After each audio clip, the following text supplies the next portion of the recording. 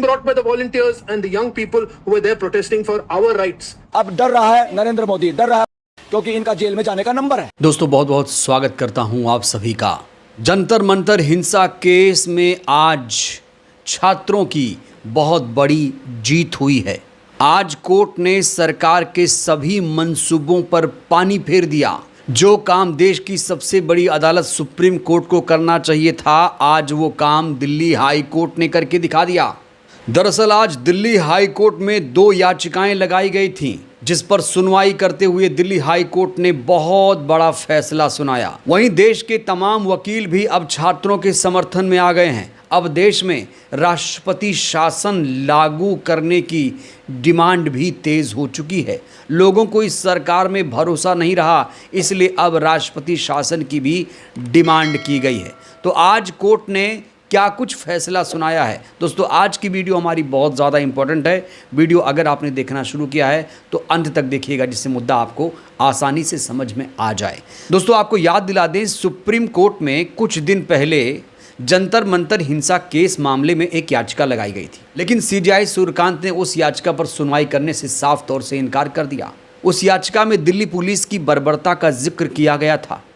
20 जुलाई को दिल्ली के जंतर मंतर पर हिंसा हुई थी। पुलिस ने बर्बरता की सारी हदों को पार कर दिया था। सुप्रीम कोर्ट में जब याचिका लगाई गई थी तो वकीलों ने सीजेआई सूर्यकांत से गुजारिश की कि हम ये वीडियो आपको दिखाना चाहते हैं, लेकिन सीजेआई सूर्यकांत ने इस याचिका पर सुनवाई करने से इनकार कर दिया और कहा कि हमारे पास समय नहीं है, हमारे पास वक्त नहीं है वीडियो देखने के लिए। उसके बाद सीजेआई सूर्यकांत की बहुत ज़्यादा आलोचना हुई और अब ये पूरा मामला दिल्ली हाई कोर्ट में पहुंच चुका है। दोस्तों ये वीडियो देखिए। सबसे पहले ये दिल्ली हाई कोर्ट का वीडियो मैं आपको दिखा रहा हूँ। जंतर मंतर पर छात्रों के साथ बर्बरता को लेकर यहाँ सीनियर एडवोकेट गोपाल शंकर नारायण ने कोर्ट में सुनवाई के दौरान अपनी बात रखी। वकील गोपाल शंकर ने आज कोर्ट में दूध का दूध और पानी का पानी कर दिया। कोर्ट के सामने अपनी दलीलों से उन्होंने सरकारी वकीलों को चित्त कर दिया। Nothing brought by the volunteers and the young people who were there protesting for our rights, the rights of our children and our grandchildren. And it's for them that Gandhi laid down his life, and generations of our people laid out their lives for protesting against foreign colonial rule, and we have to put up with this now. I'm grateful, Manoj. I just believe that notice has to go to them and some.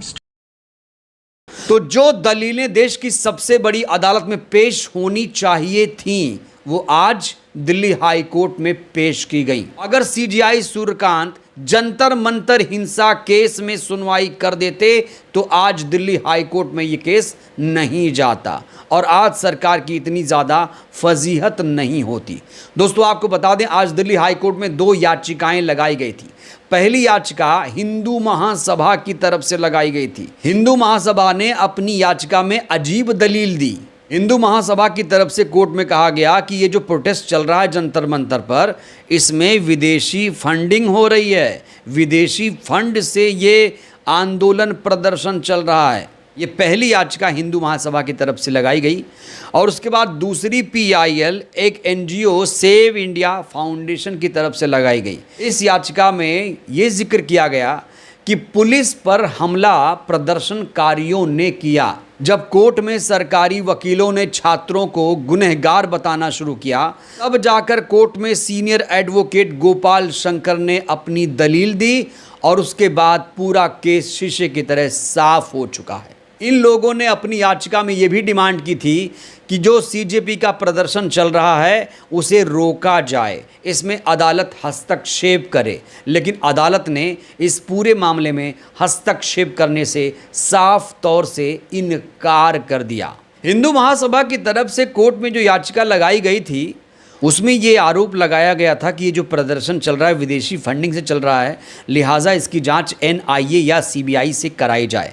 तो इस मामले की सुनवाई करते हुए court ने कहा कि हम ऐसी जांच कराने पर फैसला नहीं ले सकते, क्योंकि जांच पर फैसला केंद्र सरकार, मोदी सरकार का अधिकार है। साथ ही अदालत ने कहा कि जांच के लिए पहले FIR ज़रूरी है और अधिकारियों को 20 जुलाई को हुई घटना की जानकारी है, वह उस पर उचित कार्रवाई करेंगे। कोर्ट इसमें कोई दखल नहीं देगा। जब कोर्ट ने ये फैसला सुनाया तो सॉलिसिटर जनरल की सलाह पर दोनों याचिकाएं, कहा जा रहा है, वापस ले ली गईं। तो एक तरफ एक तरफ सुप्रीम कोर्ट में याचिका जिसमें दिल्ली पुलिस को दोषी माना गया था, जिसमें दिल्ली पुलिस पर कार्रवाई करने की डिमांड की गई थी, वहीं दूसरी तरफ कुछ लोग हमारे देश में ऐसे भी हैं जो ऐसी याचिकाएं लगा रहे हैं कोर्ट में कि पुलिस नहीं, छात्र दोषी है। ये जो प्रदर्शन चल रहा है, आंदोलन चल रहा है, विदेशी फंडिंग हो रही है, एनआईए से जांच कराई जाए। लेकिन आज इन लोगों की सारी दलीलें कोर्ट में धरी की धरी रह गईं। कोर्ट ने इनकी बात मानने से इनकार कर दिया। और इस समय देश के बड़े धुरंधर वकील बहुत ज़्यादा चर्चा में, नाम है बलराज मलिक। बलराज मलिक अपने तेज़ तर्रार बयानों के लिए जाने जाते हैं। जो बात अभी तक किसी ने नहीं बोली, आज बलराज मलिक ने बोल दी। दोस्तों, बलराज मलिक ने आज एक ऐसी बात कह दी जिससे सरकार असहज हो चुकी है। सरकार में भगदड़ मचा हुआ है, बीजेपी में भगदड़ मच गया। सुनिए क्या कहा बलराज। अब डर रहा है नरेंद्र मोदी, डर रहा है अमित शाह, डर रहा दिल्ली पुलिस का कमिश्नर, डर रहा है प्रधान, क्योंकि इनका जेल में जाने का नंबर है। नरेंद्र मोदी के इस्तीफे से कम, अमित शाह के इस्तीफे से कम कोई बात नहीं। अब देश के अंदर कोई बात नहीं।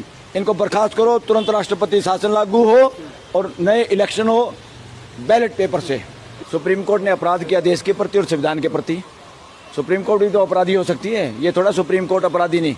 सुप्रीम कोर्ट ने अपराध किया देश की जनता के प्रति, मानवता के प्रति, संविधान के प्रति। इस तरह से अगर ऐसे मौकों पे सुप्रीम कोर्ट ने संज्ञान नहीं लिया तो फ्यूचर में जितनी हिंसा होगी देश में हो सकती है। क्योंकि जब आप किसी को बिल्कुल दीवार पे लगा दोगे, किसी को बोलने का मौका नहीं मिलेगा, किसी को बेवजह पिटाई होगी, तो लोग क्या करेंगे?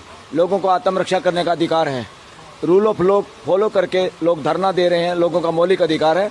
धरना देने पे भी पुलिस बेवजह अगर उनकी पिटाई करेगी, लोगों के पास आत्मरक्षा का अधिकार है, फिर उन्हीं का डंडा लेके उन्हीं की पिटाई करेगी जनता, तो जनता का इसमें कोई अपराध नहीं हो।